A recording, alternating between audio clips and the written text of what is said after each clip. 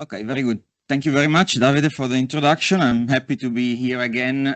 We've done this with different topics, different subjects, many years now. I think it's the 5th year in a row. And we do the traditional Christmas lecture. This year was the New Year lecture because we really couldn't manage to get it sorted out before Christmas, but it's still a pleasure to get it done, to bring some more chemistry, some live demonstrations in front of you.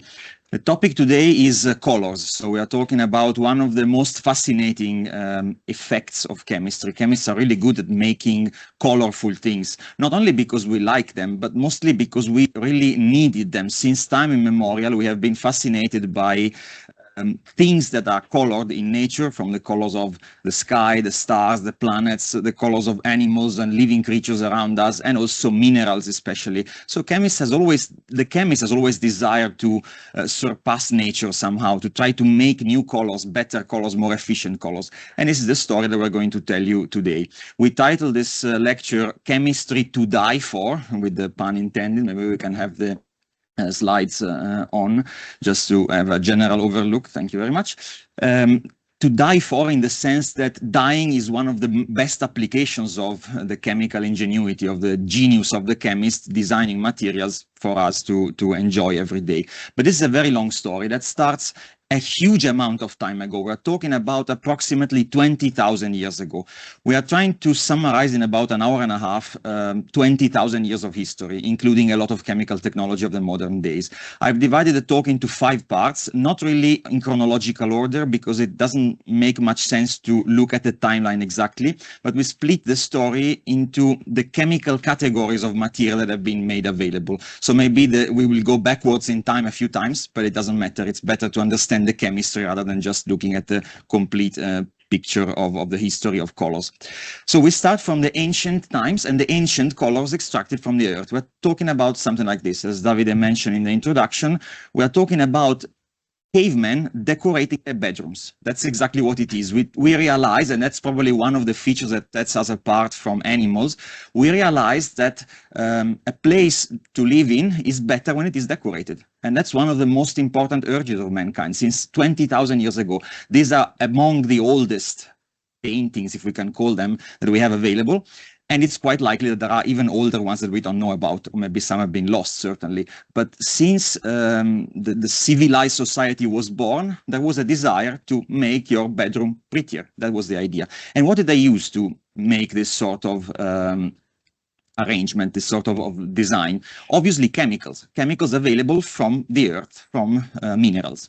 We have also a couple more photos here. I'm not going to show you, I'm not a art historian or any historian of any kind, but I just wanted to show you the beauty of this. Maybe for once, just set aside your notebooks and enjoy the pictures and enjoy the story. It's more like a visual journey, this one, more than a technical. There will be a lot of chemistry involved, but let's look at the photos mostly. I'm showing here a sequence of photos. Also, one of my favorites is this one, where it's the very primitive form of stencil, where you place your hand in front of the spray of color that was dispensed with a or some sort of tube in order to make this picture, this imprint of the hands. But the reason why I'm showing so many of those photos in a row is that if you look at the color palette, that table of colors available for those early cavemen, you basically see only 3 colors. There are essentially only 3 colors. There's white, there's black, and some shade of brown, which is kind of maybe yellow, maybe a little bit more dark red, but it's brown essentially. Shades of brown, black, and white. Because that's what nature offered. That's what we started from. The journey for a colorful world starts from here. So mostly this orange, brown, reddish color comes from iron oxides. So we have several pigments. Actually, there are beautiful places in Europe, but also, of course, US as well, where you could see entire mountains made of those minerals that are essentially iron oxides, so different oxidation states, different mixtures of oxides of iron. Iron is a very abundant element in the earth crust. And you can see hills entirely made of beautiful layers of rock. You can see also this one is in France. It's a path that you can take and you can walk through these beautiful hills with different layers of iron oxide where you can source those beautiful colors.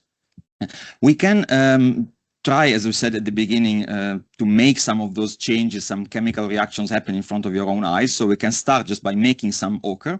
So we can have a look at the chemical change here. If we can have the slide, sorry, the camera. Okay. So we have here a solution that contains iron ions and a solution which will oxidize it. So if we mix these two, we start from two almost colorless solutions and we generate exactly that kind of material. This is an example of a chemical change. We will see many of those. We'll have to switch back and forth from the slides on. Hopefully we will generate a palette of colors that is still used today.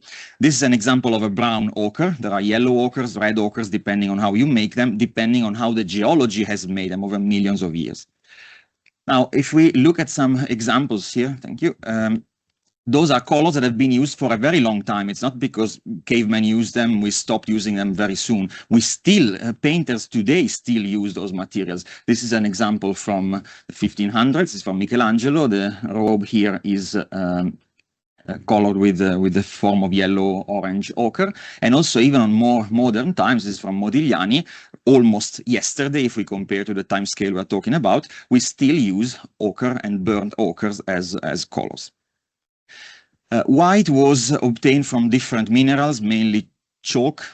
Chalk is not very permanent. Chalk, limestone are white. Of course, you can use them to smear them on the surface of the rock to the white color, but those are not very permanent. One of the most permanent white colors, which has been used since a very old period, is based on lead. Lead white.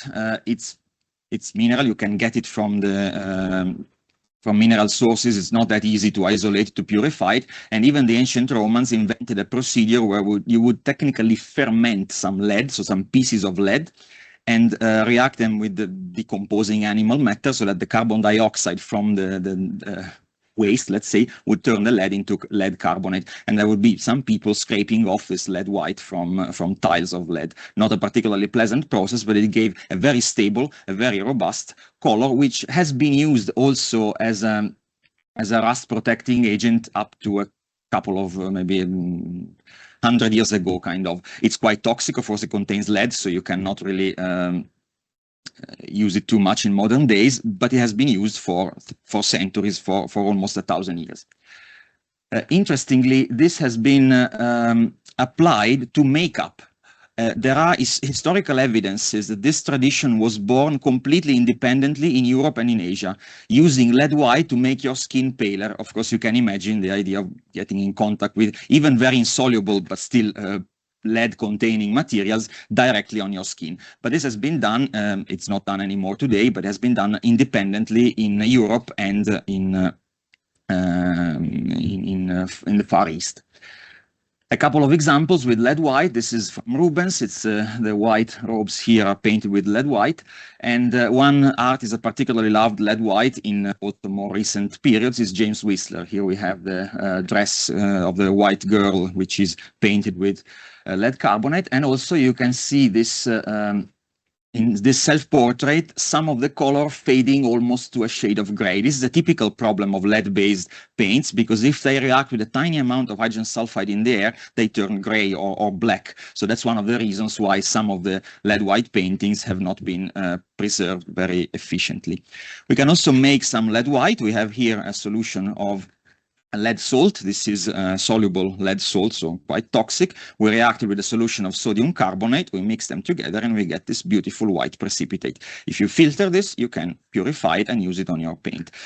When they are insoluble, those materials are a little bit less toxic because your absorption is slower, of course, but today we try to limit as much as possible the use of heavy metals in the paints. We'll see many more examples later on with a lot more toxic metals than lead. Black was typically charcoal. We all know that if we burn a piece of wood, we get something black. Carbon black is still used today. It's even one of the colors allowed in food applications, because charcoal basically is quite safe. Surprisingly enough, some people claimed at some point that the best type of charcoal is obtained by burning ivory, and there are evidences of huge piles of elephant tusks being burned just to make this black color, which is clearly nonsense chemically. I mean, it could be that the quality of the material is a little bit better, but we are endangering some animal lives with this, so it's not probably the best idea to get some charcoal you can get by burning wood. Now, fortunately, this is not done anymore, but for some periods of history, this was the main source of remarkable, let's say, supposedly the best black possible.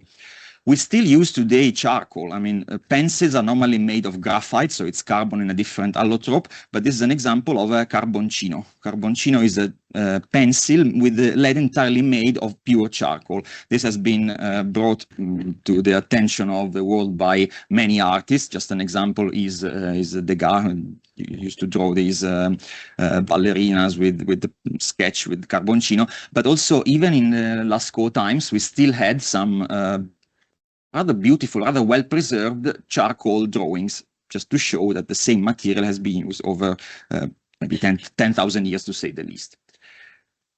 The other alternative, if you want something more permanent, and if you don't want to destroy ivory, is to obtain it from minerals. So also lead can offer a much more stable and much more effective black pigment. A mineral derived from lead is called galena, and it is moderately still in use today. I mean, for some black paints, it is still used. It's completely non-toxic because it's so insoluble that you would never get poison from it.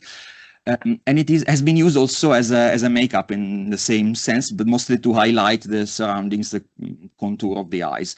The Egyptians, which are very famous for their eyeliners, eye profiles, used an antimony-based compound, but most of the other civilized world, and maybe in European or in also in the Greek times, they used mostly this black painting. This is called black paint, sorry. This is called galena, and it has been used also in the history of art.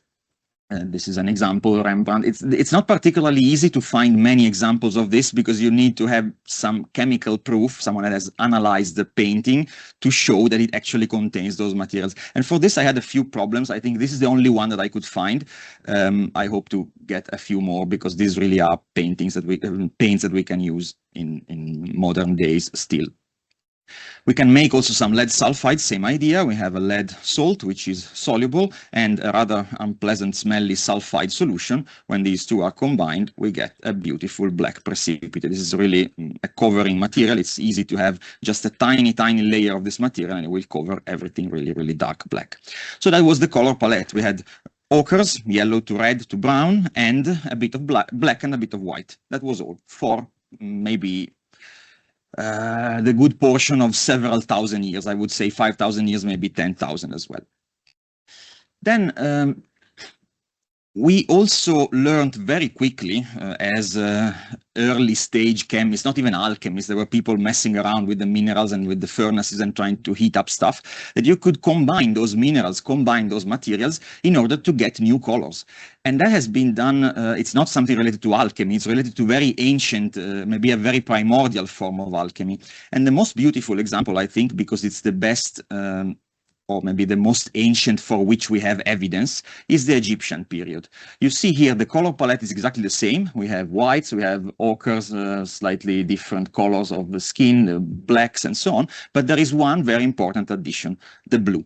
The blue color is not really easily obtained from nature, or maybe there is a way to get blue color from nature, but it's extremely expensive and not particularly easy to prepare. The Egyptians were among the first. I cannot tell you which one is the civilization that started this tradition, but they were among the first to learn how to make blue. They made this particular shade of blue, which is called Egyptian blue. And we are lucky enough, that's something that Davide found, to have an original color palette from Egyptian time. This is in a museum in New York. You can see a real color palette. You can see exactly the colors used that we mentioned before, so the blacks and the whites. This part on top should have been a white, but has been, let's say, discolored by the presence of hydrogen sulfide, but still it would have been white. The different shades of ochre, and that magical blue that the Egyptians discovered. Now, Egyptian blue was entirely created by men. There's no mineral that has exactly that color. And it was made with a relatively simple procedure. We cannot replicate that because it requires long times and high temperature, but it was made from sand, which the Egyptians didn't really lack for sure, lime, and a little bit of copper. If you take the right amount of copper and convince it to mingle up with the calcium silicates, the components derived from sand. Basically, it's like a blue glass pulverized and turned into a pigment. This was called Egyptian blue, and it's at least 3,000 years before Christ. So it's at least 5,000 years old. One of the very first few examples of an artificial inorganic pigment. So we are now moving from the pigments that are originated in our in the earth directly to new pigments discovered and developed by man. And the Egyptians have been masters of the use of blue. I mean, this is some sort of enamel, so the Tutankhamun mask is not really painted, it's enameled, but the idea is the same. You can take that sort of glassy material and turn it into a shiny, very, very stable cover. And that was just the beginning. People started mixing up different minerals with acids, with what they thought were acids or reagents at the time. I mean, the chemistry as a science was born a lot later, but chemical technology was born a lot before chemistry. So they started combining things to see what colors they could get. An example which I also like, and we will not make in practice here, is called Naples yellow, and it has absolutely nothing to do with the city of Naples. It's called like that for several reasons. Nobody has a precise answer why it started to become known as Naples yellow. It was not invented in Naples. Some people say that it looks like the color, the average color that you see when the sun sets over the Gulf. I don't know if that is reasonable. More reasonable is the fact that sometime in history was called Luteolum napolitanum, so the little yellow from Naples, but that was discovered much longer before, maybe at least 1,000 years before Christ. So certainly that's nothing to do with the current state of the city of Naples. This was used also a lot in Italy as an enamel for clay. So that's maybe one of the reasons why it became known that way. This is a compound of lead and antimony. So you cannot find it directly in nature, but you can combine lead oxide with antimony metal, heat it up at a certain temperature for a long time, and you get this very stable, very permanent yellow pigment. It's more like an orange yellow, but a pastel kind of orange yellow. So it's a very special shade that was appreciated by artists for a long time. The first example of Naples yellow used in painting was from 1632. This is the Arrest of Christ from Matthias Stom, which I have absolutely no idea about. I've never heard of this painter before. Canaletto used it a lot. Canaletto, will get back to that later, used very inexpensive paints because he wasn't a very wealthy artist. The yellow portions in the sunlight of these beautiful views of Venice are almost always enriched by the shade of Naples yellow. And lastly, just to go back to the UK tradition, this is Turner, which also used that quite a lot. But yellows got much, much better in a more recent period, when real chemistry, or maybe when alchemy really turned into chemistry, when we started to understand the elements of the periodic table, the origin of different colored species from chemistry that we started to understand, then a whole world opened up. We could start making very, very bright colors, and I'll show you a few examples. One of the most beautiful is chrome yellow.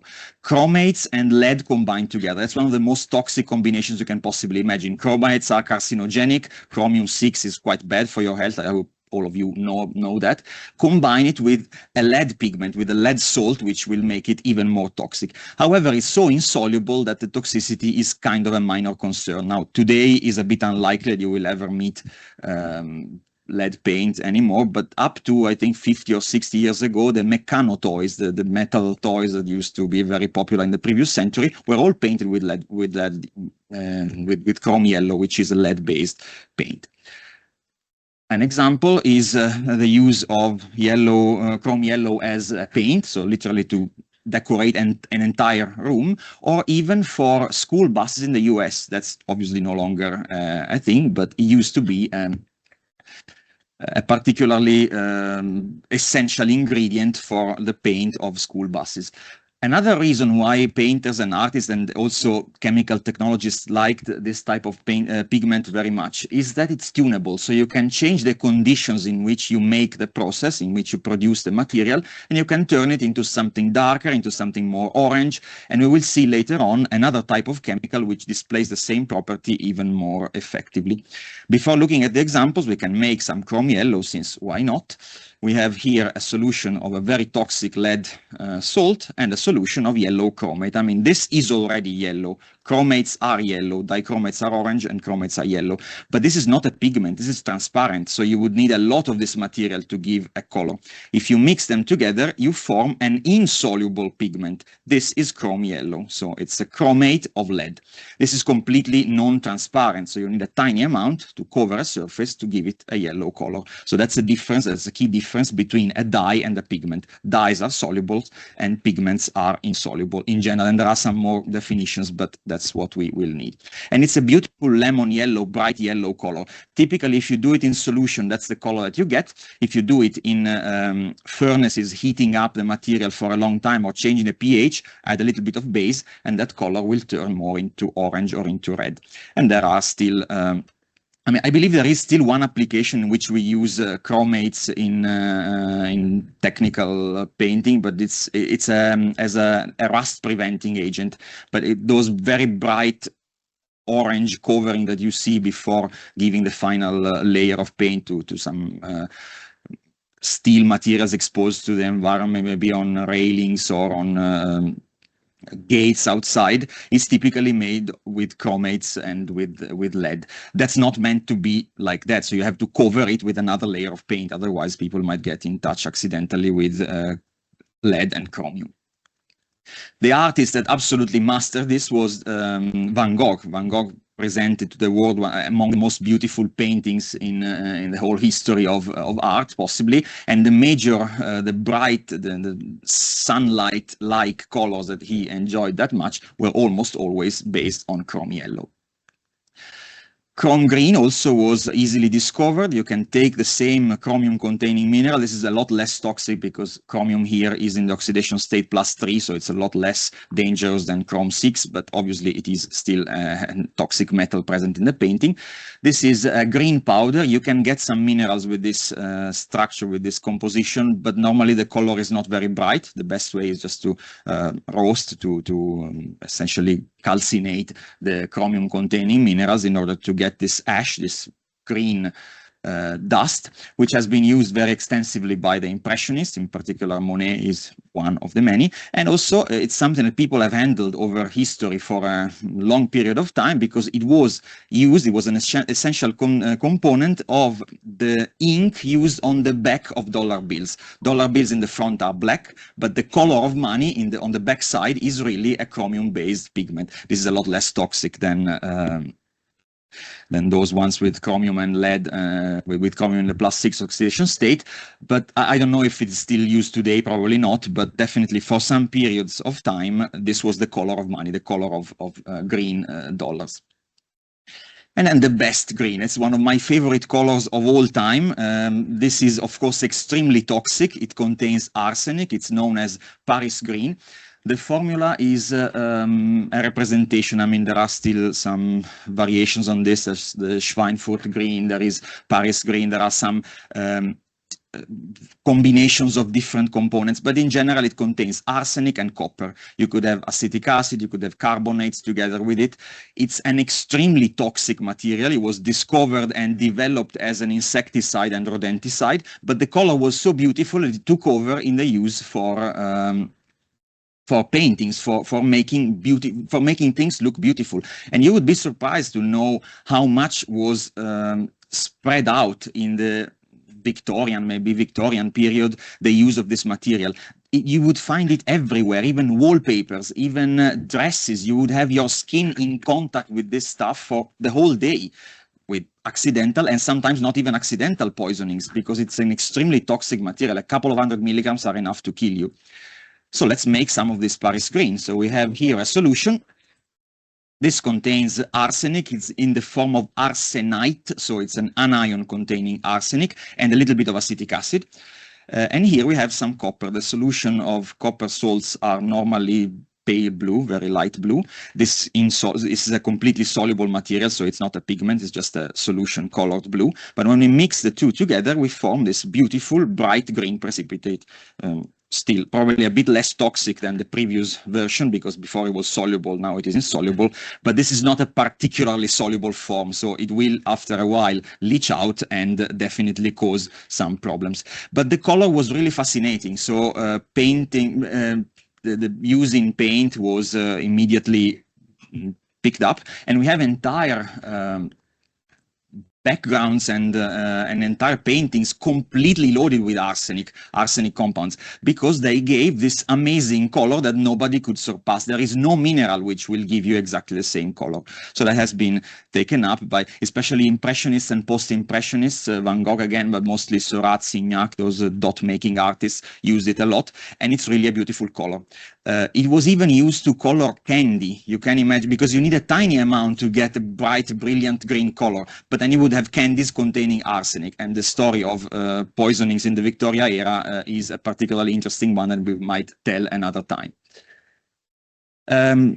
Going back in time again, just to change topic a little bit, red was typically improved, starting from the red ochres, which are not particularly good reds. I'm sorry, this is very old, but not the best red you can get, while you can get a lot better reds if you start taking into account lead or mercury or chromium or other pigments of that, cadmium as well. The most ancient example of a mineral red is minium. Minium can be mined. It's a particularly strange, I mean, as an exercise, try to figure out the oxidation state of lead in minium, and you'll find out that there's something a bit strange about this formula Pb3O4. But again, it's not a chemistry assignment, this one, just think about it. It can be obtained as a mineral material, but also it can be produced, and even the Romans started making those lead heat treatments of lead minerals in order to produce large amounts of this beautiful bright red paint. And a fun fact, the reason why miniatures are called like that is not because they are small, but because minium was one of the key components, or at least that's what some people say. Of course they are small, but the idea of miniatures is also partly etymologically derived from the color minium. This is an example of a miniature which has been proven to contain exactly the same pigment in the red portion. In the art history, also minium has been used a lot. This is Dürer, and also the crucifixion of Saint Wilgefortz is another character I have no idea about. Those are red robes, red dresses entirely painted with minium. The main competitor of minium on the landscape of the red colors was a mercury-based red, which is also particularly unpleasant. Mercury is obtained in the form of essentially one mineral only, which is the sulfide of mercury. It's called cinnabar, and it's just it looks like a red rock, but not a particularly pleasant shade of red. If you take this one up and grind it, you can get a slightly brown, reddish color, which is not bad. It's one of the best red pigments you can obtain from nature, but it's not really ideal. If you want to make the same chemical in a purer form, you had to heat up sulfur with pure mercury, causing a lot of poisonous fumes from mercury together. That reaction would at some point get to the right temperature and produce this really, really beautiful mercury sulfide, which is nothing else than the same pigment, but in a purer form, with one of the most beautiful reds that the inorganic world can provide. When it is purified or obtained in this pure form, it is called vermilion, which is still present today in certain types of paints, because it's a material that you cannot really get rid of. Mercury sulfide is not that toxic. Again, like the lead sulfide, sulfides are very insoluble. So even, I mean, I don't want to try that, but even if you were to ingest some of it, probably would not cause a lot of problems, because it's very, very insoluble. I'm not recommending that you do that. Examples, Masaccio or Vermeer, different periods in time, and you can see bright reds obtained with strokes of this vermilion color. Now, we cannot really make vermilion. We can make something similar, though. We can make a mercury-based pigment, which is not a sulfide, it's an iodide, but has exactly the same color. It's a lot less stable than vermilion, but it's made, again, starting from a mercury salt, an extremely toxic mercury salt, with iodide ions. This is an insoluble component which precipitates immediately. It starts with a strange pinkish color, but then almost immediately it turns into a beautiful orange. Unfortunately, this is not very stable, so you cannot use, this has never been used in paintings, while the sulfide of mercury is totally stable and you can keep it for a very long time. This is mercury iodide, and it has almost exactly the same color. We are trying here to fill in all the gaps, so you can probably predict already which color is missing here to have a complete table, complete color palette of inorganic materials. Have to keep an eye on the time because we don't want to be carried away too much. One application of this, which is one of the many places I will recommend all of you to visit, especially if you are from abroad and you are here for your studies, there are a few places that I will recommend you not to miss in Italy. One of them is Pompeii. There is an underground, of course, completely, let's say, an unearthed site, where there are entire rooms coated with these beautiful and still very, very surprisingly well-preserved frescoes, or maybe not frescoes, those paintings on the walls that have been colored, where the background has been colored using those mercury sulfide minerals. And the color is surprisingly still very, very bright. At the same time, lead and mercury, but also cadmium started to get used. Cadmium colors are still very tunable, so you can change the color, change the shade from a bright yellow, almost a fluorescent yellow, all the way to a dark red, which looks like black, not only by changing the conditions, the pH and the temperature of the heat treatment, but also mixing a bit of sulfur with selenium. So instead of just having cadmium sulfide, you will have a mixture of cadmium sulfide and selenite. Again, with your knowledge of chemistry, you know selenium is just under sulfur in the periodic table, so it will have a similar reactivity, and actually crystal structures containing sulfides and selenites are possible. So you can prepare suitable mixtures of cadmium sulfide and selenite to make all these different colors. That is in particular quite a nice photo, I think, because it's a company that still sells those pigments today. So we are still using cadmium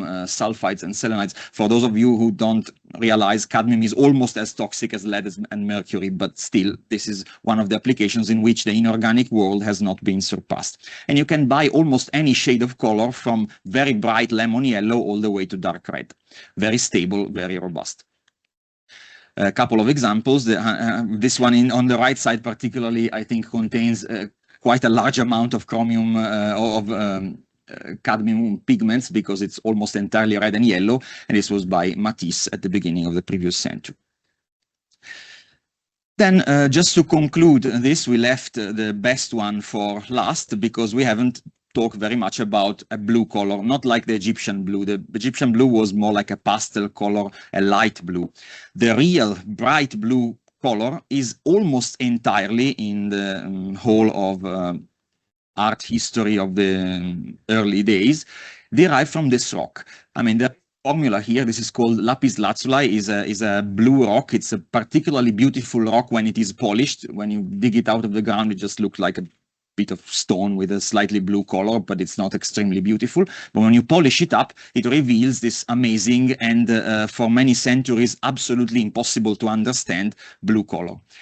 The color, surprisingly enough, if you look at the composition, I mean, this is how a geologist would write a formula. I don't even exactly know how that is translated into a real structure, because you have alternatives in the crystal position, so you have those slashes to separate alternatives. I don't know exactly how it works, but that's how a geologist would write the structure.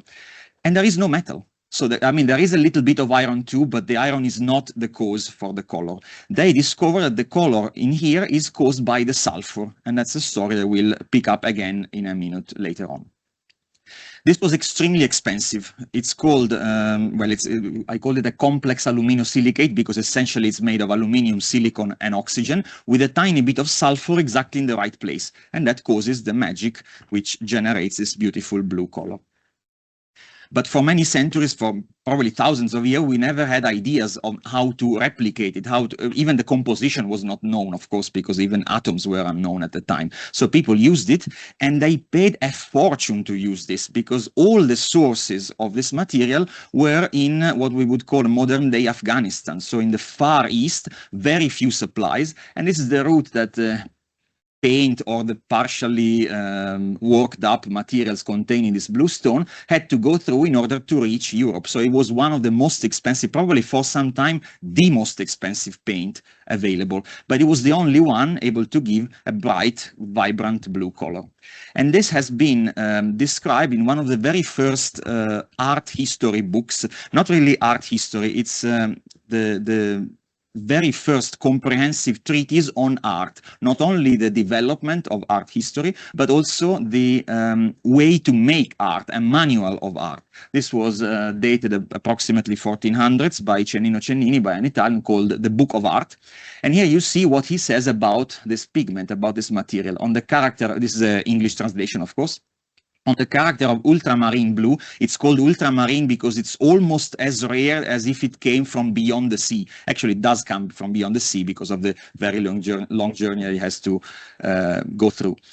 It says, ultramarine blue is a color illustrious, beautiful, and most perfect, beyond all other colors. One could not say anything about it or do anything with it that its quality would not still surpass. And I think the best is just to show you some photos and show you a few places where this has been used with great success.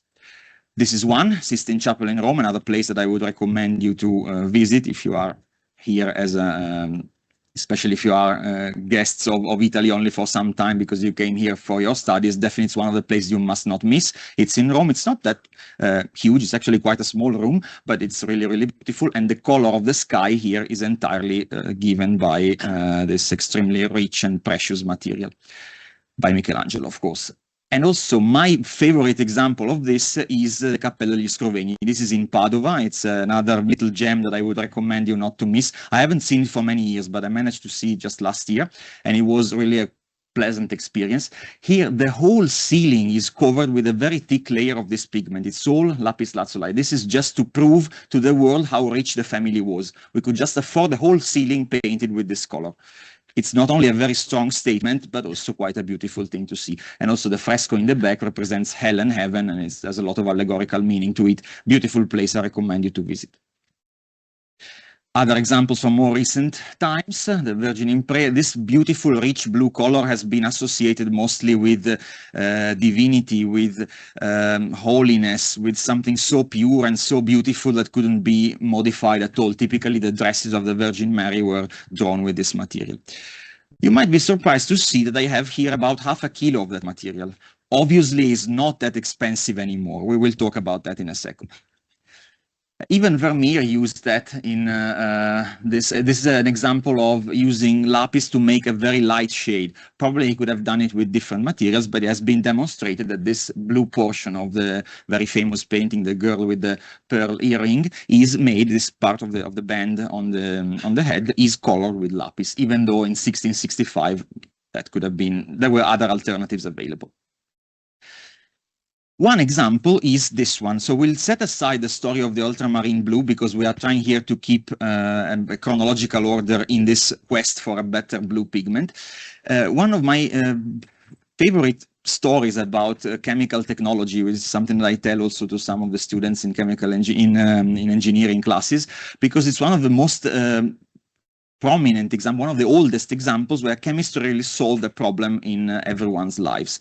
The discovery of a blue pigment that was very covering, very intense, and extremely cheap came completely by accident, by those alchemist type of people who would just mix things up to see what happens. Prussian blue, which is known also by those other names, Berlin blue, Brandenburg blue, Turnbull's blue, depending on the composition of and oxidation state of iron that you can find in the compound, was discovered completely by accident. They were trying to make something totally different, and they discovered a blue pigment that was stable enough to be competing with the lapis in art and also in technical painting, just to cover steel and surfaces in general. This was discovered by Diesbach. He was working, it was his discovery, but he was working for another, let's say, a supervisor who really enjoyed this idea of selling the best artificial blue paint in the world and wanted to publish the recipe, to publish the fact that he was able to make it without disclosing the recipe, which is not so easy, because if you tell someone like that to the world, you need to prove at least that you are able, you cannot mail the sample, so you need to say a little bit, but not too much. And I came up with this publication titled Notizia Cerulei Berolinensis, so they discovered the news of a Berlin blue, a blue from Berlin. Yeah, so that's the idea. This is written in Latin because at the time the scientific correspondence was in Latin, and I'm not going to translate any pieces because this doesn't tell you anything at all about how it is made. It will just tell everyone, look, we can make a better blue, we can make a cheap blue, come over and buy it from us. The reason why this part of the title is in blue is because that's exactly what they wanted to do. So as an advertisement to show that the material was cheap and easily available, they wanted to print the paper copies. Of course, there was not an online journal at the time, so you would need to print the copies. They wanted to print the copies with the title printed in Prussian blue. But in the end, this never happened. So I have here a statement because I wanted to use exactly the correct words. As a promotion, so as an advert, Frisch, which was the boss of this book, originally wanted to accentuate the importance of the discovery by printing the title of the article with the ink based on Prussian blue. The printer hired for the job, Johann Wessel, was, at least according to Frisch, the most inept we have if he is asked to do anything out of the ordinary. So in the end, I didn't manage to do it, and we have fixed this on the digital version of the paper, but obviously it was printed black and white. But the idea was to prove that it was so easily accessible that anyone could afford printing with this beautiful blue color. The story is also interesting for another perspective, because you cannot keep a secret like that for very long. If you start, unless you are extremely secretive, it's unlikely that the secret will not leak out. And that is exactly what happened. In 1724, there was a betrayal. There was an anonymous manuscript published without the original name. So you see here the title of the manuscript is Preparatio Cerulei Prussiacis, so the Prussian blue, preparation of Prussian blue, ex Germania, so from Germany, missa ad Johannem Woodward. So it was a letter sent to Woodward without the author. No, but I mean, we still know, we have ideas of who that could have been, but there is no author name attached. And there was the recipe. So someone leached out the recipe to the whole world. And from then on, everyone knows how to make Prussian blue. Just to prove the importance of this discovery, this was paper number 4 in that issue, in that block of papers published at the same time, and paper number 5 immediately afterwards was observations and experiments upon the foregoing preparation. So they had someone to review, to check the procedure, and publish immediately afterwards the fact that it worked, because otherwise you might not even trust an anonymous recommendation by mail or whatever. So there was a very early example of peer review. Someone else took this procedure, tested it, and said, yes, this is working fine, and there is name and surname of who did the checking. Even more interestingly, this journal, this paper, was reviewed by Isaac Newton. So Isaac Newton was the editor of that journal at the time. So it's a beautiful little story in the field of scientific literature. We are not going to make Prussian blue with the original procedure because it would look like that. We would need to start from dried cow's blood, add some potash, some ashes of minerals, heat it up and cool it down, and precipitate with acid, and then filter and leave for 24 hours. It's a very long procedure. Luckily, now we've understood the chemistry behind it, and we can make Prussian blue very easily without using all of that very complicated chemistry. We can look at this here. Prussian blue really is a mixture of 2 oxidation states of iron combined with cyanide. And again, one might say, right, cyanide is really toxic, is really dangerous. Actually, none of these solutions contain pure cyanide. There is no need to use pure cyanide because you use complex ions of cyanide with iron, and those are so non-toxic that the cyanide is basically locked in the structure without leaching out any cyanide at all. Actually, the Prussian blue is even used as an antidote for some sort of poisoning, so it's not really a toxic compound, but it contains cyanide. And all we need really is iron in 2 different oxidation states, iron 2 and iron 3, one combined with cyanide and the other one free. When you mix these 2 together, you get this beautiful blue color. If you start slowly with a small concentration, you see that it is slightly cyan, and then if you get it slightly darker, we reach an almost, well, I would say bluish aqua color, which is remarkably beautiful.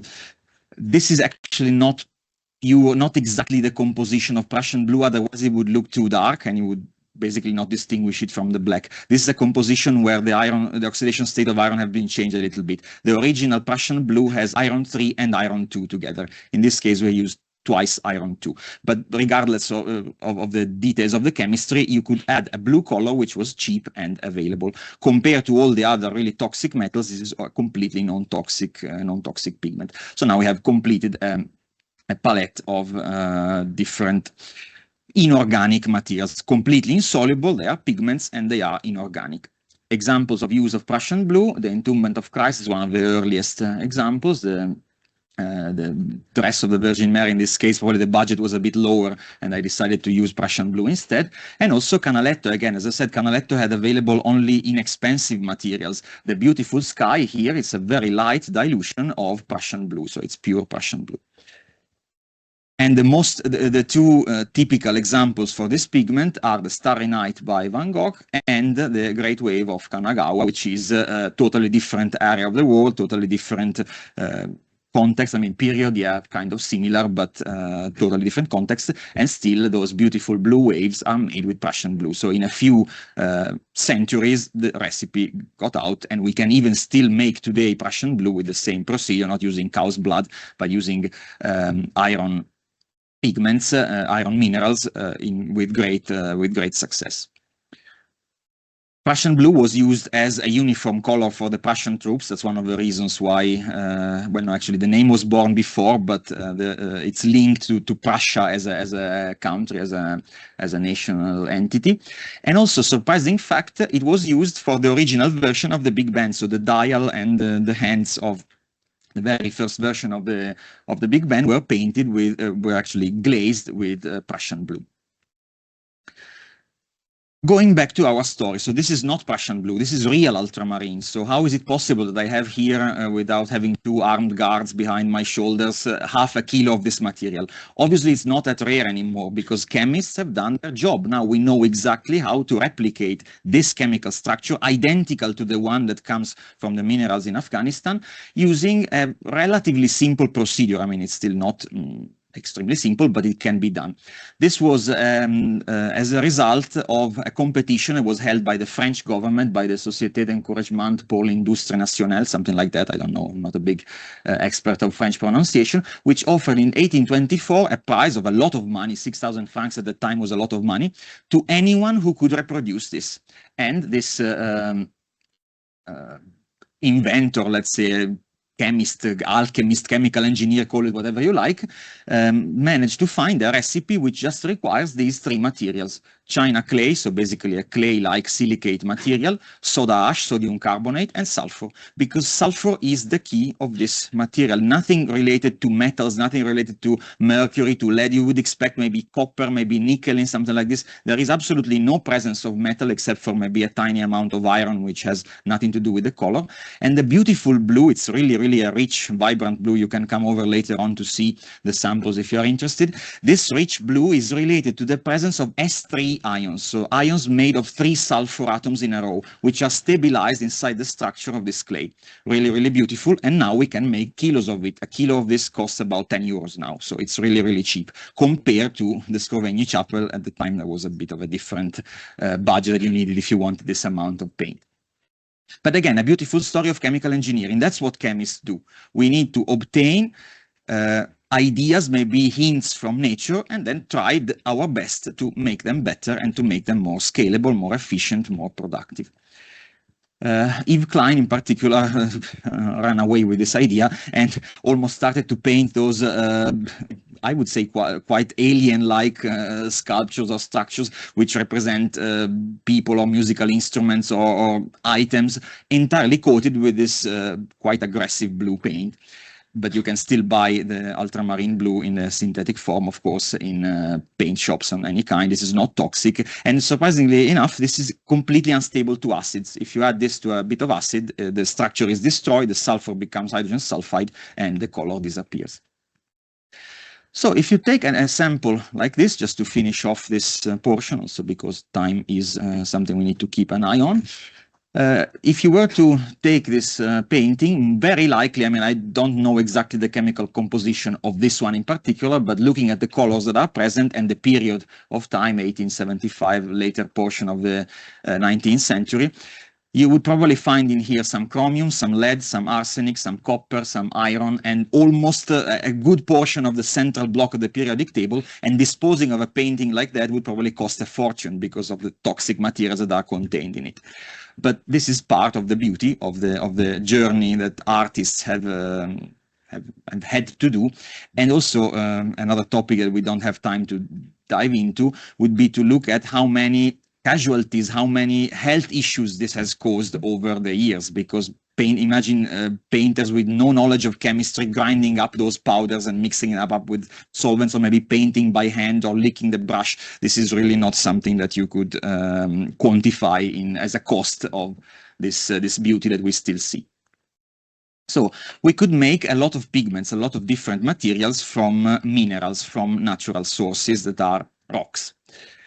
However, we learned very early, I mean, probably even earlier than painting with the minerals, that we can take some beauty, some beautiful colors also from living creatures. And I'm not talking only about plants. We will not talk about animal dyes, except for a brief mention later on, because luckily this is no longer a practice. But obtaining dyes, obtaining soluble colors from plants has been a great success. Still today we use quite a large proportion. I'm pretty sure that a good half of you will be wearing at this moment, without even knowing, at least one natural dye on your clothes. Synthetic dyes, of course, have taken over very much, but there is still quite a bit of interest in this. Now, here I don't want to show you too much. Also, practical experiments are not really possible, because you would need to heat up the solution for a long time, soak the material in order to absorb the color. Normally it takes ages, it takes time to dry, and so on. So we cannot really do a practical demonstration, except for a thing that I will show you later. But I just wanted to pick out 3 examples. It's my favorite. That doesn't mean to be the most abundant or the most important, or it's just my preference. I'll show you 3 colors. So these are the botanical names of the plants from which you obtain the color, and here you can see the chemical structure. It will be the same for these 3 examples. Now, you have seen a bit of organic chemistry, you have the basic knowledge to understand at least how a molecule like this would look like. Of course, you cannot expect to understand exactly the reactivity or how nature makes those very complex materials, but it's just to show you the stark contrast with what we saw before. These are maybe 2-3 atoms combined together, lead and sulfur, or mercury and iodine. These are beautifully, extremely complex materials made of organic structures with sugars, with aromatics and so on, joined together by the work of enzymes in the plant to form these amazing bright colors. Mankind has selected materials like that to dye stuff, so to make colored clothes, to make colored fabrics. This is Rubia tinctorum, or madder root. I have an example of the powdered root of this plant. So you take this powder, you soak it up in water, and with a bit of potassium carbonate, soak your stuff in hot water with madder for maybe half a day, and then you pick it out and will look, okay, yeah, we can leave it here to show, and it will look like that. So it will be, so it's from the roots that you can leach out these anthraquinone dyes, which contain a lot of which have a lot of covering power, and will be absorbed in the fiber, possibly with the addition of mordants, so metal salts, aluminium or chromium salts, in order to make it bind better to the fabric. Or similarly, safflower, this is Cartamus tinctorius. It looks like saffron, but it's not saffron. It's like a wild saffron, which is a lot easier to grow.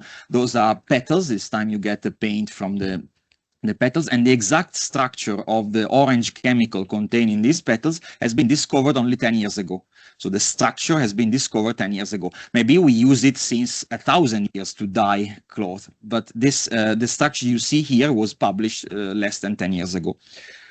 Beautiful orange, salmon, salmon pink colors, and you can also obtain different shades by changing the heat treatment. This is Cartamus tinctorius. Notice the names. And the other example is Dyer's greenweed, Genista tinctoria. Notice how the biologists, the botanists have identified these species by the fact that they are used in dyeing. Tinctorium, tinctoria, it's referred to belonging to the dyers in Latin, so it means to dye.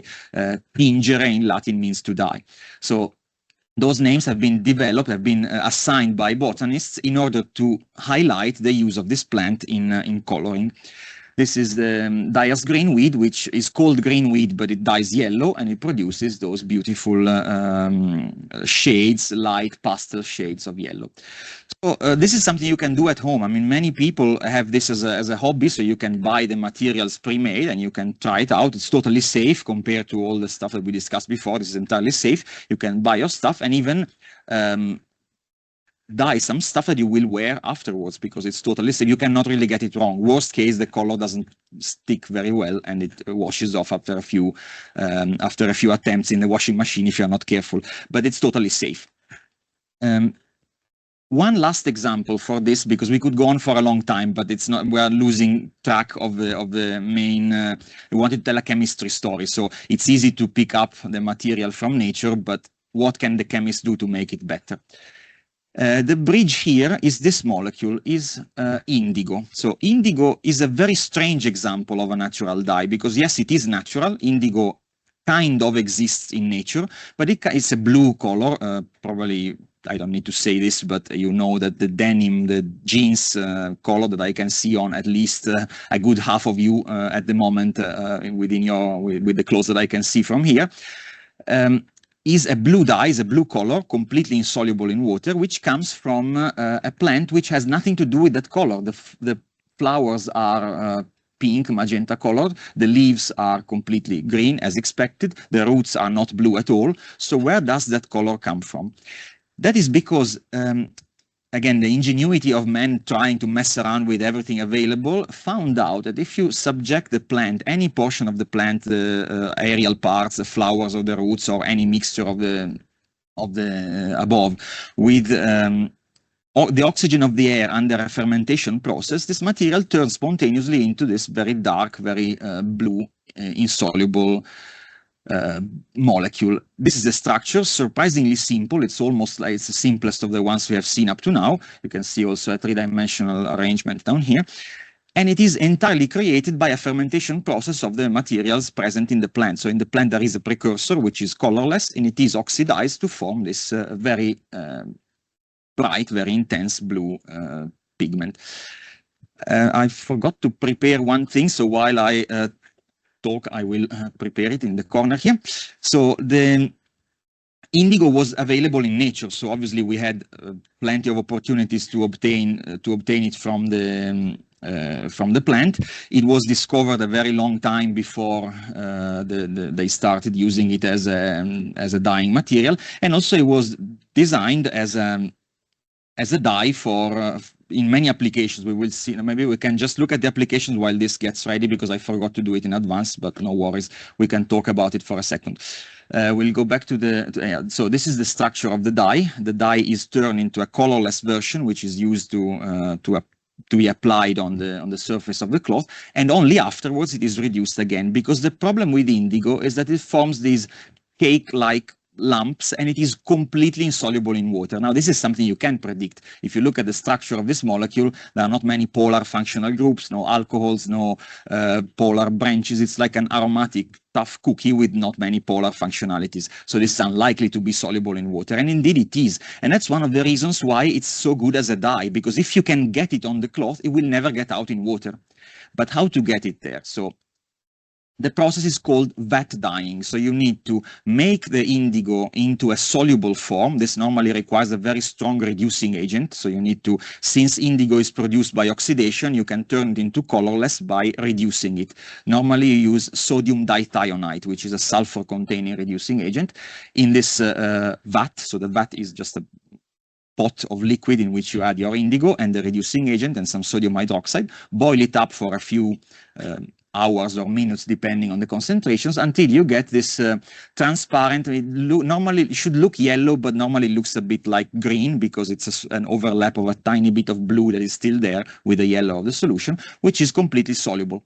So you have this green solution. Then you dip your cloth in, just let it soak up the yellow solution. And when you take it out, it looks normally really, really ugly. It looks green, it looks possibly a bit yellow, maybe patches sometimes form, and there is no real beauty to it.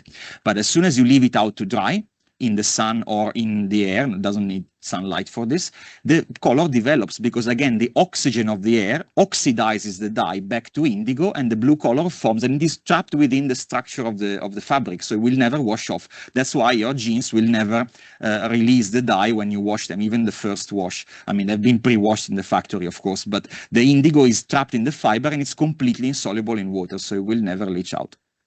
These are pictures taken from a YouTube video. I recommend, if you want to know more, if you haven't understood exactly how it works, watch a video is a lot better than listening to me or looking at those still frames. But I also encourage you to try it. And I also thought for a little period of time, let's do it, let's try, because it's not that difficult to do. I've tried it once and I said never again, because it's a very messy process. You get drops everywhere when you start shaking these things around. You don't see them because they are colorless, and then a couple of days later you find blue spots everywhere. Not good. If you want to do it, try it outside and do so at your own risk. So we didn't plan a demonstration on this, but you can watch a couple of videos and try to understand the kind of problems that I mean. But in order to show that, yeah, now the solution is ready, we can do that little experiment. So this is a sample of indigo. Indigo is completely insoluble, so if I were to put this into water, nothing would happen. We would have just a suspension of blue dots, which will never stick to any to any cloth or anything. But we can recreate some sort of chemical effect which is similar to that using this solution. This contains a blue dye that you cannot see at the moment, or maybe you can just see a tiny little blue ring around the surface because it's not quite ready yet. But the solution contains a blue dye that has been turned into a colorless material and a reducing agent. So here the dye is not indigo, but it's methylene blue, but it doesn't matter. For the purpose of the demonstration, it's the same thing. The blue color is present in there, but it's invisible because it's in the reduced form. On the surface here, on the top, the flask is open, so we have oxygen from the air, we have air in here. So if I cap the container and shake it, the oxygen dissolves, oxidizes the dye, and forms the blue color. But also this is a reversible reaction, so if we leave it open for some time, the reducing agent uses up all the oxygen, uses up the oxygen and reduces back the dye. So we go back to the starting situation. And again, the solution is colorless. We can cap, new air gets in, shake, and the oxidation takes place, and the color is produced. I mean, this is the same idea as the wet dyeing, but of course we cannot do it with real indigo, first of all, because it's a mess. It requires high temperature, strong reducing agents, and also it's really, really messy to do. But again, reversible reaction. We can let it, we can do it one more time. Primary school kids love this. It's countless hours of fun when we do it in schools. But it is based on redox chemistry. So reduced dye is colorless, oxygen of the air oxidizes the dye, and if I shake it more vigorously, more oxygen dissolves, and you get a lot darker blue color. This will take a lot longer to go back to colorless. It doesn't last forever, but we can leave it here and maybe do it once again later on. This unfortunately is not good for dyeing because the methylene blue is a very soluble dye, so it will leach out extremely easily. Anyway, an example of that dyeing. Applications, thanks, we can look at some examples. Different cultures in the world picked up the same technology, and we have the Tuaregs in the desert, kimonos in Japan, as well as the denim, of course, across the whole world, and it became so popular in many applications. But indigo was natural. Again, can the chemist do better in that sense? Certainly, yes. The molecule is extremely simple. So the indigo I have here is not extracted from a plant. It is made chemically. And we have learned how to make it chemically in recent times. But in general, so this story, the story of indigo should have been postponed, because really the first time that someone invented an organic chemical used for dyeing was not the person who invented how to make indigo. So the discovery of indigo as a chemical alternative to the plant-based material is a lot more recent. The first chemist who realized how, well, I'll move it away because it's dropped. Maybe let's just do it one more time, one last time, whereas if I can find the stopper here somewhere, there is the stopper one last time before I put it away. Almost colorless, you shake it up and you get the blue color coming back. It will not last forever, but until the reducing agent is still there, it will work. So the first example of an organic material invented for dyeing, again, has completely unexpected origins. The person doing the experiments had no idea to aim for a dye. He was trying to synthesize an extremely complex molecule. This is a story that was born in the UK, and it's entirely due to this person here. This is William Henry Perkin, that is normally honored or represented with this very old age icon, but when he was subject to the events that led to the first synthetic dye, looked like that. So he was younger than you. So that's an example of a strike of genius or a strike of luck. Many people would say he was just very lucky. That can happen very early in your career. And so there's hope for everyone at any stage of the career. You can still get the breakthrough that will make you famous in a completely unpredictable field sometimes. That's exactly what happened to him. So he was working in one of the best chemistry laboratories in the world, in Germany at the time, with Professor Hoffmann, that was one of the leading experts in organic chemistry at the time. We are talking about first part of the 1800s, so organic chemistry was barely a science. I mean, people were still trying to understand what organic chemistry was. And as an Easter vacation task, the professor gave him the exercise to try to make quinine. Quinine is an anti-malarial drug, so it's used. It was originally obtained from the bark of some trees that grow in South America only. They try to understand the structure chemically. Of course, you can imagine what kind of organic chemistry they were doing at the time, very primitive one. And they wanted the students to look for ways to synthesize that pharmaceutical in order to avoid to go to South America to get stocks and potentially cure malaria across the whole world. A very difficult task, of course. This is not, it's almost like a thought-provoking exercise, but Perkin took it very seriously, so he was starting mixing up toluidines, anilines, different chemicals containing the kind of right ratio of atoms of oxygen and nitrogen and the carbon in order to get the right structure, which absolutely gave no quinine at all. But as he says in one of this is a memorial lecture that he wrote for when Hoffmann died, so it's directly, it says here Hoffmann lecture, but it's Perkin speaking here, William Perkin. He says, in this instance, a black precipitate was obtained, and on examination, this precipitate was found to contain the coloring matter since so well known as aniline purple or mauveine. So he was trying to make quinine, that is a colorless pharmaceutical. No quinine at all was found. He had this tarry, black, horrible sludge that probably any of us would have thrown away and discarded immediately. He realized that with a relatively simple procedure, I mean, not terribly complicated, he could leach out some black components which are not useful and then dissolve in alcohol a beautiful purple color, a color that was nothing like anything available on the market. Even collecting the best flowers, the best plants in the world, nobody could make a dye that is equally effective. And he says it's called mauve or mauveine. We'll get to the structure in a second. All these experiments were made during the Easter vacation of 1856 in my rough laboratory at home. So it was really a task that he accomplished during the Easter holidays. Very soon after, I found that it had the properties of a dye, so it sticks very well to cloth, and it resisted the action of light remarkably well. This was the birth of the synthetic dye industry, so someone that started producing materials that look like this. This is a handkerchief dyed with the same chemical, dyed with mauveine. We will look at the demonstration of this in a second. This is the original sample. This is a bottle made in 1856 by Perkin. This is on display at the MOSI, at the Museum of Science and Industry in Manchester. It's one of the very few original samples that are still here. The color was absolutely captivating, fascinating. Everyone started to want to wear purple all of a sudden. And the name mauveine comes from the mallow flower. We call it malva in Italian, mallow in English, because the color is quite similar. The problem is that with these flower petals, you will never be able to get a stable dye out of them because the dye will be difficult to transfer and also very, very unstable to temperature, to acid, and to light. Mauveine had the same color, but it was perfectly stable. You could wear it. It was not toxic. I mean, some of the components are quite toxic, but if you do it properly, it's not that toxic, let's say. And it was very safe. It was possible to use it in tiny amounts. Just to show you briefly the chemistry, don't worry, because it's a very complicated type of process here. What his luck, his strike of luck, was the fact that the aniline he used, aniline is this material here, is a benzene ring with an amine attached. It's a simple aromatic amine.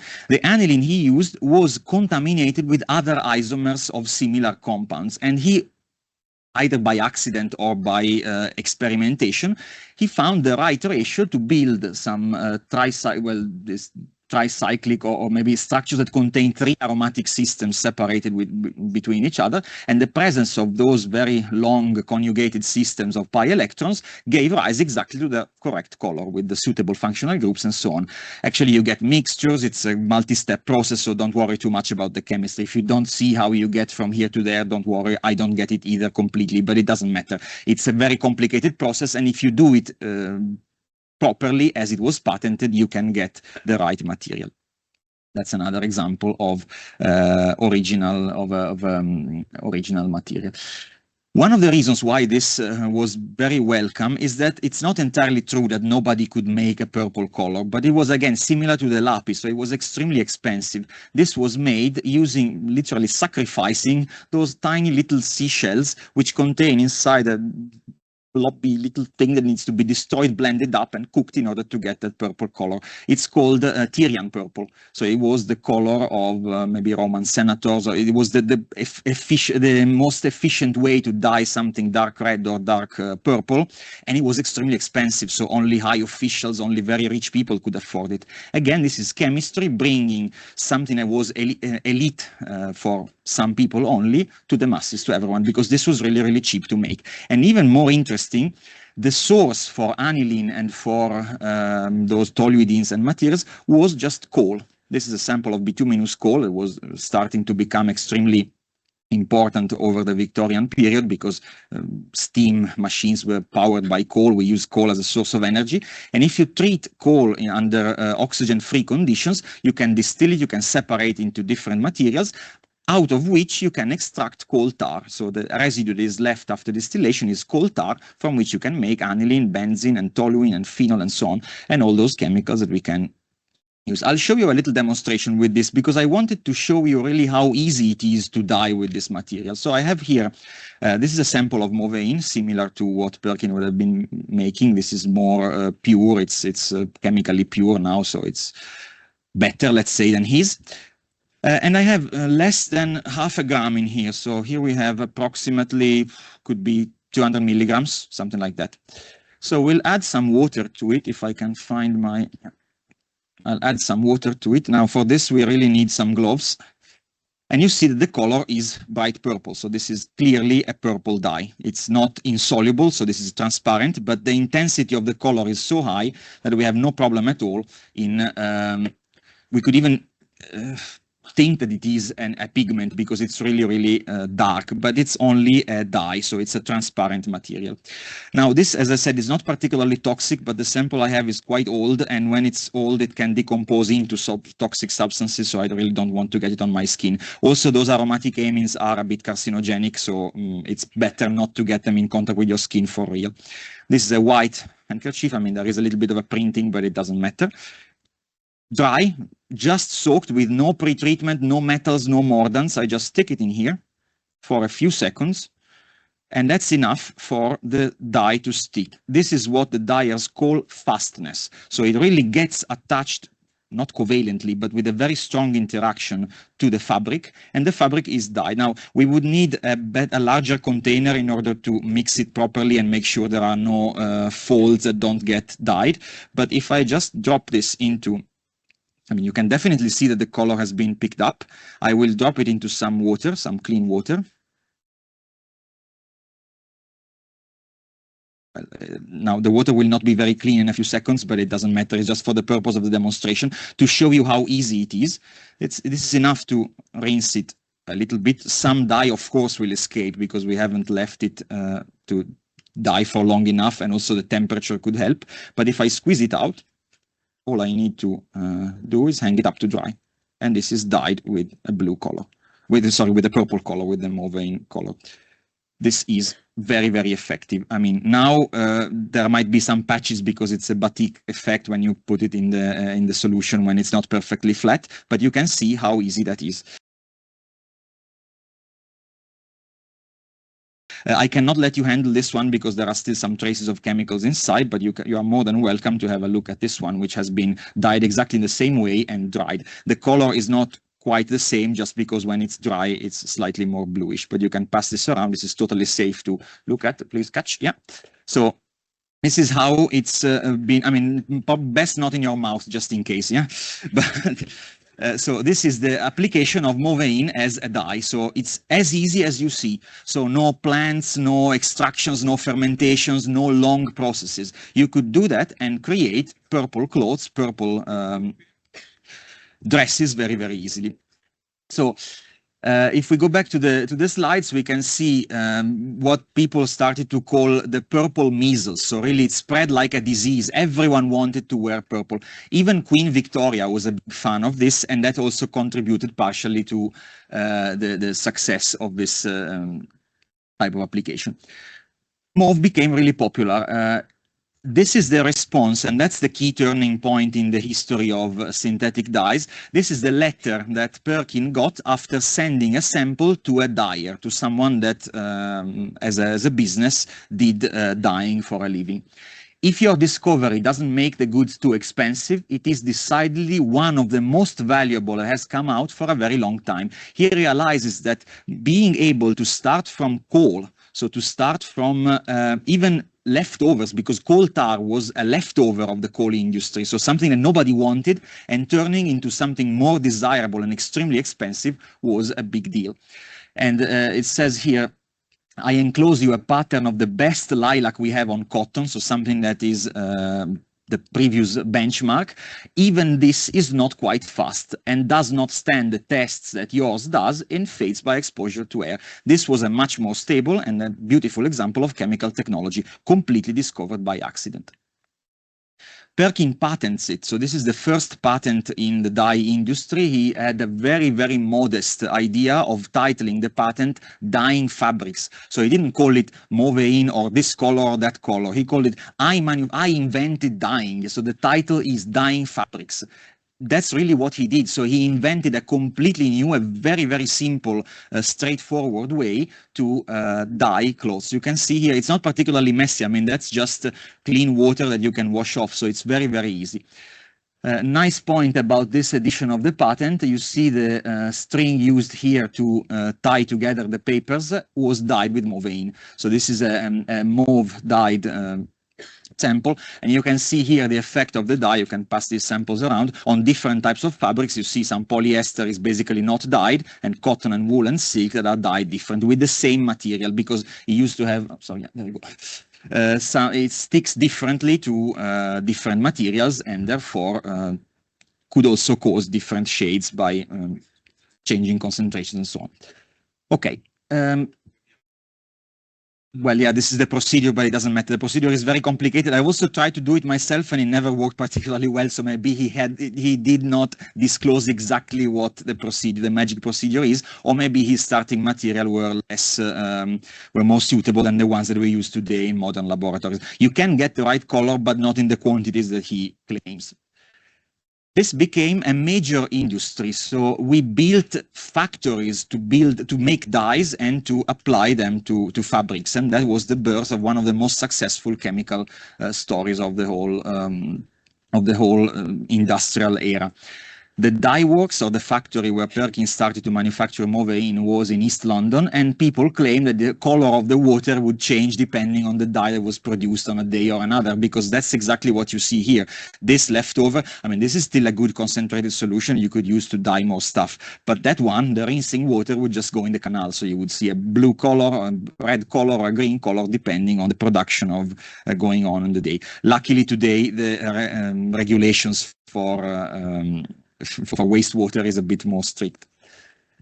So this was the Google Doodle for the discovery of Mauveine. It was presented a couple of, I think 5 or 6 years ago, and I think they've got here quite clever idea. So the Google logo is a ribbon of purple dyed stuff that goes through, and society started from a dull green, orange, brown, or gray colors all the way to a bright mauve and pink. So the pigment became a lot more, the dye became more and more available. this would have, I searched desperately for someone using Mauveine in paintings. Unfortunately, I couldn't find anyone at all because this has never really been used in paintings. But I found this example, which is painted, not published, was painted in 1856, so the very same year when Perkin died. The first piece of cloth. This is not made with Mauveine, of course, because it was not known at the time, but the color is exactly the same.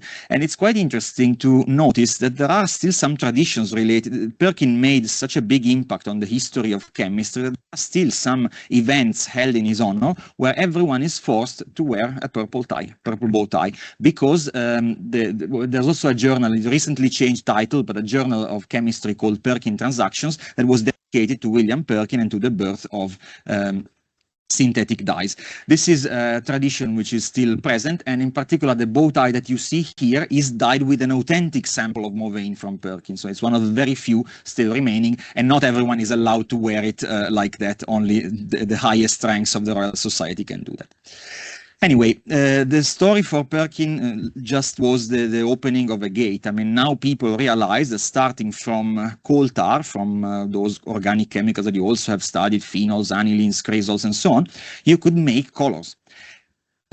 Perkin was very jealous of his secret, so he patented it immediately. But fortunately for us, there was a completely different research line, still starting from coal chemicals, that gave rise to even better, even more tunable colors. And that was discovered by a German chemist that didn't patent anything at all, just published the discovery straight away. So in 1858, so just 2 years later, he discovered a totally different type of chemistry, which is based on, again, on aromatic compounds. I've checked with your professor so that you are not going to see that kind of chemistry in this course, so I'm not going to give you the details that I would have normally included, but it doesn't matter. It's just a point of expanding the number of colors available.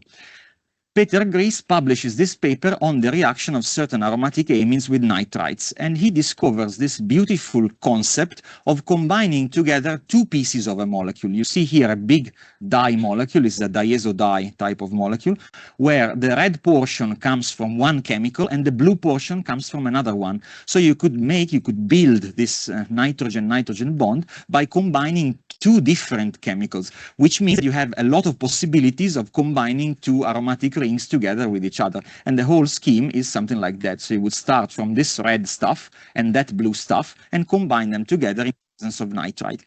The beauty of this is that the color changes depending on the structure of the material. So in a few years, maybe in, I would say, 15 years, no more, we had available thousands of dyes. Really thousands. We could make any color of the rainbow by combining the chemistry of Perkin and the chemistry of Gries. This is just an example. Again, there are no structures here. Even the name of the chemicals are not real names. They are names referring to their color. But just combining different amines and different couplers, so those other organic materials, you could really get the whole rainbow of colors. This is really useful because it opened up the history, the industrial production of synthetic organic dyes. These are some samples from kind of modern day, and I have two really nice pictures that I took from very old books. There is I mean, the story here would be very interesting. We don't have time to go into the details, but if you see here this is just a timeline, from 1856, that was the discovery of Perkin's violet, of Mauveine, all the way to, I think, early 1920s, 1930s, and you see how many different colors have been developed: blacks, reds, yellows, blues, oranges, and so on.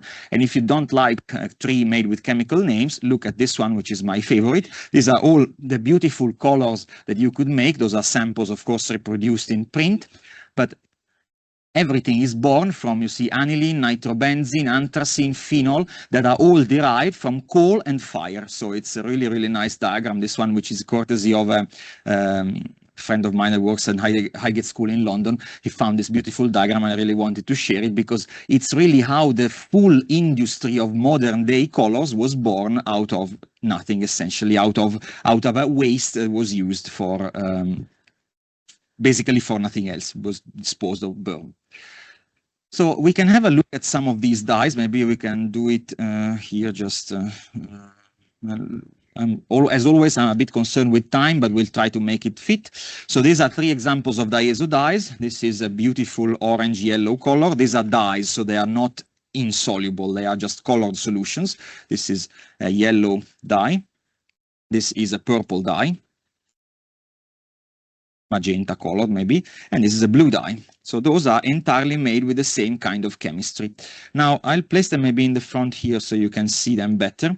One of the key aspects of this type of chemistry is that these materials are also sometimes, not always, but sometimes, are pH sensitive. So if I add, these are basic solutions, these are alkaline solutions, but if I add just a couple of drops of sulfuric acid to all of these solutions, if I have done my calculations correctly, the yellow one turns orange, the purple one turns yellow, and the blue one also turns yellow. So you can change the color depending on the pH. That's completely unnecessary for the field of dye making, but also it led to a different discovery. And we have here an example, a solution, which contains 5 different materials, 5 different colored substances. It's now dark green, maybe a green color.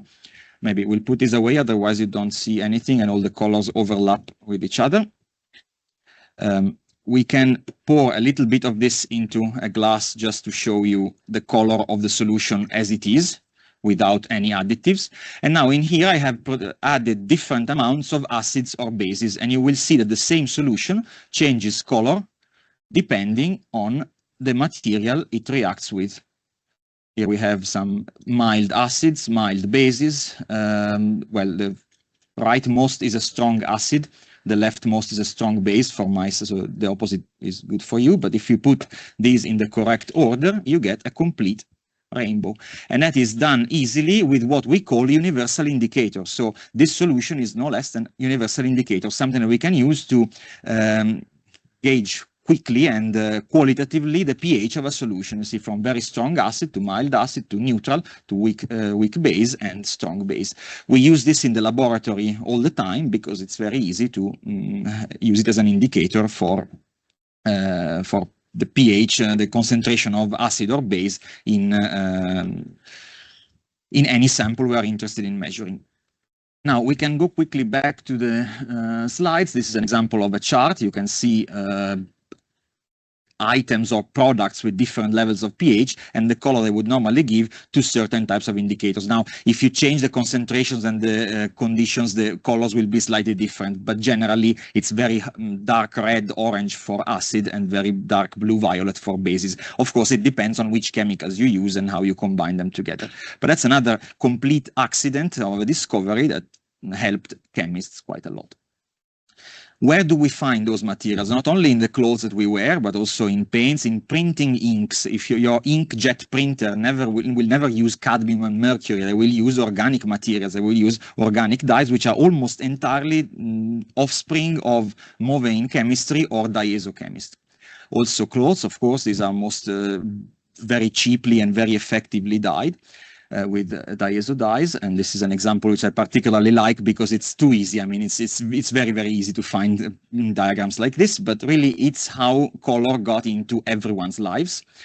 Also confectionery, also soft drinks, because yes, I left this one, which is very separated from the other ones, because yes, you can make food dyes. Unless I picked up the wrong glass and that's the end of the lecture. Now, this is an example. It's a food dye. This is a diazo dye, purified, obviously, very, very much, not like the stuff that Perkin would have made to dye clothes.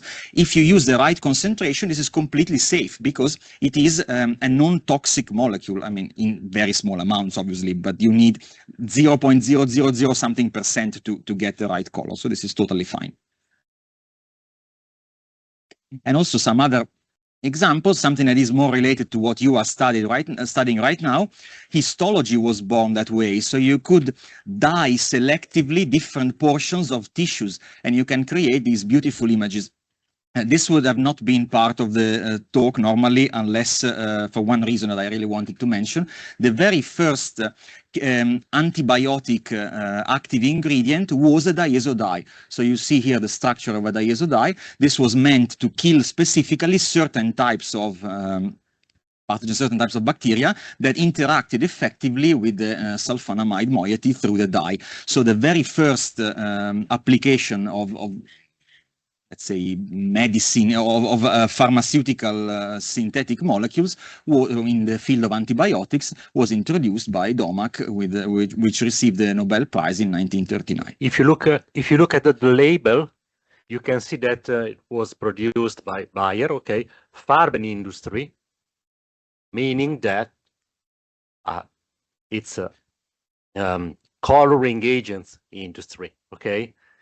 So they started their business from color, from dyes, and then they went into medicine, drugs, and so on, and other things during the Second World War, but and a few other things that we don't. Yeah, also BASF started that way. BASF stands for Badischer Anilinum Soda Fabrik. They produced aniline to make dyes. That is really something that boosted the chemical industry. Chemical engineering was born, among other things, because of the search for new colors.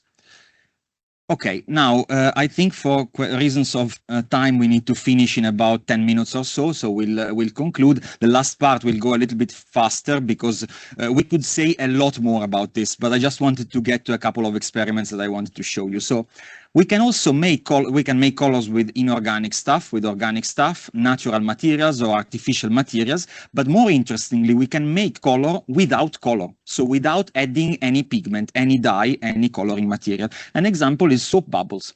This is not a colored object. What is a soap bubble? It's a bubble of air and a tiny, tiny layer of water and soap, and none of these things is colored. So why do we see colors? I mean, we are not saying that we are making up those colors. Those colors are visible, but they are not particularly, they are not down to one single chemical component. There is no dye in there.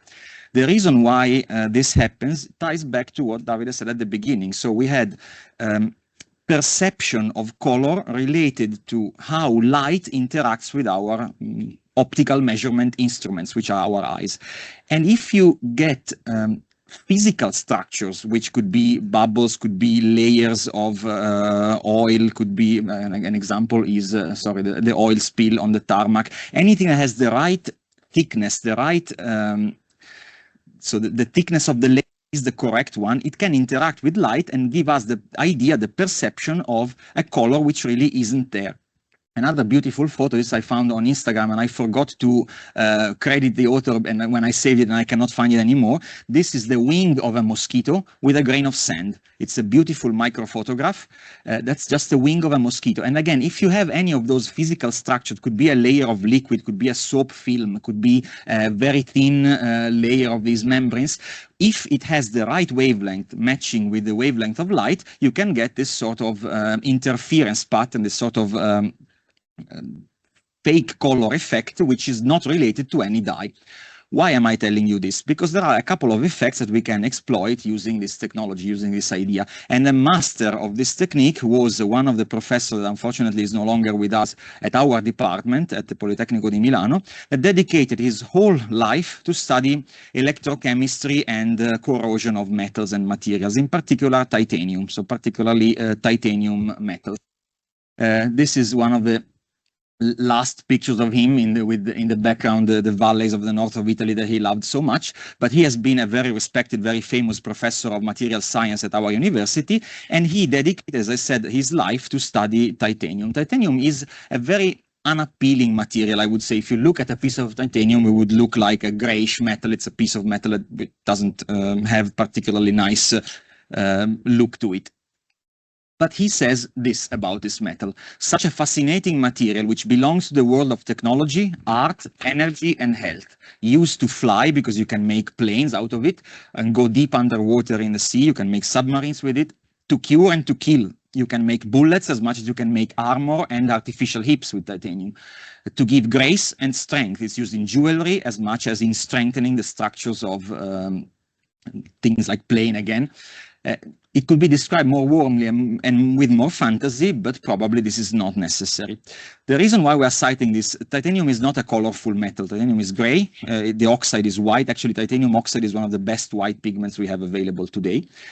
but you can turn it into beautiful colors. He discovered that if you apply to the metal a layer of oxide which has exactly the right thickness, again, due to this interference effect, you can turn it into something colored. You can see here with different voltages and also with different times, you can coat the metal with absolutely no dye. It's just titanium and oxygen in here. But the thickness of the layer would cause different types of effects and different colors. And he became a master at this. So he started making those works of art, which are really beautiful in our department. You can see many of them on the wall.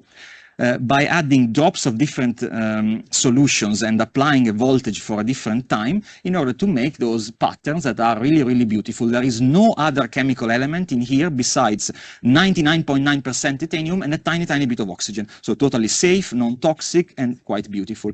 I have here a couple of samples that I'm more than willing to pass around, but please don't bend them. It's you can touch them with your fingers because there's no problem. There's no dye, so we'll never wash it off. But please don't bend them because they are a bit fragile and I have to give them back. This is a piece of titanium with a layer of oxide, basically oxide, with different thicknesses in order to create the color. I'll hand them around with the paper. Again, I'm not worried about getting them dirty because you cannot get them dirty, but you can easily bend them, so please don't. I have to return them to the museum. These are made directly by Professor Pedeferri, maybe one on the side and the other one on this side. Those are really beautiful. There is no dye in there, so it's really, really a unique example of that.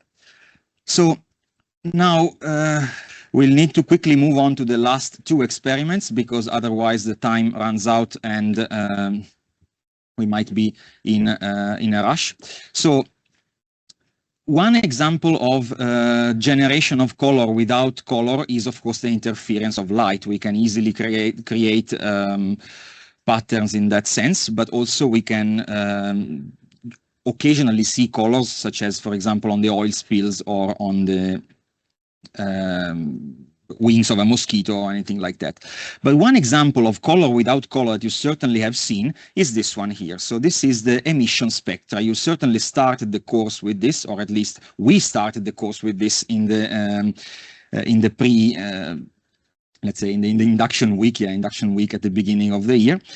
And also, it's one of the best examples of chemistry. So the emission spectra are typically generated by elements when the atoms are excited to a higher energy level, and the electrons fall back to the original levels and therefore emit energy in specific wavelengths and related to the electronic structure of the atom. But one thing that I'm sure you haven't seen is a real emission spectrum. So I am very pleased to show you for the first time in a live demonstration this little beautiful item, which is nothing else than a vial of hydrogen. This is hydrogen at very low pressure with a high voltage generator. So if we can have maybe we can set the camera to see this, which we'll also need for later, and then we'll switch off the lights. I'll stay behind so the background is correct, yeah. Okay, if we have the lights off. Yeah, but it should be pretty visible with this. Yeah, okay, so that is a beautiful example of the emission spectrum of hydrogen. If you decompose that light, I mean, the camera doesn't pick it up well enough at all, but if I'm sure you are able to see the right color here, this purple color. If you split it up, you will see lines exactly corresponding to the 4 of the Balmer series that you certainly have studied. But even better, we can compare hydrogen with other gases. So this is, for example, helium with a blue color, with a slightly more whitish color. Now, this is the generator of high voltage, which relies on the discharge on the other side. So if I touch the tubes, the intensity becomes a little bit higher, but I can do that only one tube at a time. And even better with neon. Neon has a beautiful orange glow. So that is the emission spectrum of different elements directly in front of your own eyes. This is argon with a beautiful purple. Now, I mean, next to neon, everything disappears because the intensity is really, really high. That's why it's used in neon lights. But also you could look at nitrogen from the air. For example, this is plain nitrogen with a purple glow, which is really good. This works only if the voltage is really high and the pressure is really low. Otherwise, you will not be able to see any glow. And that's krypton with a blue color. Now, that's atomic spectra in front of your very own eyes. Sorry that the camera doesn't pick it up well enough at all, but maybe we can switch back to the slides for a second, and I'll try with the black background if this is better. Yeah, so at least if you are in presence, you can, so here with us and not online, you can see the colors really, really beautifully. But there is another even better way to show colors. We can switch this off, otherwise it starts creating too much ozone. Something that you might have seen already. These are examples of solutions of different metals, different metal ions in methanol, which will give exactly the same colors of the flame tests, but in a slightly more convincing way. Some of you have seen this already in the induction week, but yeah, here you see a range of elements of let's say colors generated by the emission spectra of different elements. From my left side to my right side, it's lithium, calcium, sodium, barium, boron, copper, potassium, and cesium. Some of them have quite unique colors, and many of those are used in fireworks. So still today, we use compounds of barium or strontium or boron, in potassium, of course, in fireworks to give those beautiful colors that we see in the sky when they explode and break up. Now, there could be many ways to finish a chemistry demonstration lecture. We will have a few more things to say, but I think we have to stop because we have about 5 minutes. Maybe we'll leave them to burn for some time, and even without turning on the lights, because all we need to see is in here. We can just scale up one of these demonstrations. I mean, we couldn't really get a large-scale flame of these colors for all of them because some of them are not really easy to work on larger scale, but definitely a couple of them we can scale up. So I decided to take a larger container and perform a slightly larger demonstration of this kind. Again, this is color without color. So we take one of those elements and we turn it into a vapor, into a flammable mixture that we can light, and the flame will be colored with the same shade as that one. So I'll leave you to guess which element it is of the display. Now, so I have here a volatile mixture that we will do it in the middle, so we can leave the camera just there, so everyone can take advantage of this beautiful look while they turn off. It's here, okay. So this is just a container which is empty. For any chemist, this is not empty. This contains some air. So air is the most important commodity in this room. I have a stopper. I've added to the bottle, which is quite a large, I think it's 20 liters, a little bit of a liquid, which is a liquid, a mixture of alcohols, a mixture of flammable materials with one of those chemicals. So it will color the flame that we will see after this demonstration with one of those colors on that display. Again, the color will be produced, I need to vent the pressure a little bit. Oof. Okay, this is something that is not it's a bit borderline safety-wise, so I need to be careful. I cannot talk too much while I'm doing this. So the idea is that the volatile material saturates the air inside. So now we have a flammable, potentially explosive mixture of flammable hydrocarbons and the color dye with air. So the oxygen potentially explosive. Potentially. I mean, if it goes well, it should not explode, but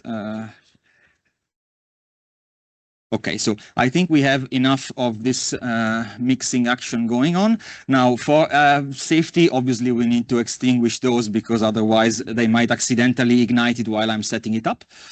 So look at the beautiful blue of copper. This really develops later after the other ones.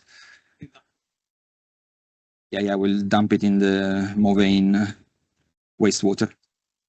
So first of all, we kill the smoke and then we take over the... Okay, just before we finish this, where is my lighter? Here, okay. Just before we finish, let me acknowledge, maybe we'll go back to the slides for 1 second. I just do the acknowledgements and we finish with the big flash. So, well, these are the fireworks, again, beautiful example of colors in chemistry. And these are all the elements that we discussed in this talk. There would be a bit more to add, maybe cobalt, maybe some other metals that we have left out. But again, I think we have shown how chemistry can easily be applied to one specific sector. I would like to acknowledge the university for inviting me once again, Helen Cook from the Nantwich Museum that gave the first contribution to the development of this into a experimental activity. Professor Tessaro, of course, for preparing the original version of the talk and for hosting this session, and also Maria Pia Pedeferri, the daughter of Professor Pedeferri, who gave me the samples that you are handling right now of the titanium layers, and also the RSC for some support, and all of you for your kind attention. We will finish this now with the beautiful explosion. I hope everyone will be okay after this. It should be okay. We can leave the background, yes, so everyone can see. We'll put it here in the corner, and I just hope everything is fine. Where is my lighter? Just 1 second. All the flammable materials must be away. Just a quick safety check, and then we are ready. Okay, so try to guess which one of the elements is responsible for this change. So I'll wear my safety glasses. Too bad that you don't have yours. Thanks again for hosting this. Happy New Year. Normally we say Merry Christmas at the end. It's a Christmas lecture, but this time is a New Year lecture. So thank you very much. I hope you enjoyed a little bit of chemistry, and I hope you will see the colors in this world with different eyes starting from today. Thanks very much. 3, 2, 1. Okay, that is not so good. Okay, thank you very much. Thank you very much. Okay. So, see you tomorrow. I hope you enjoyed the lecture. Okay.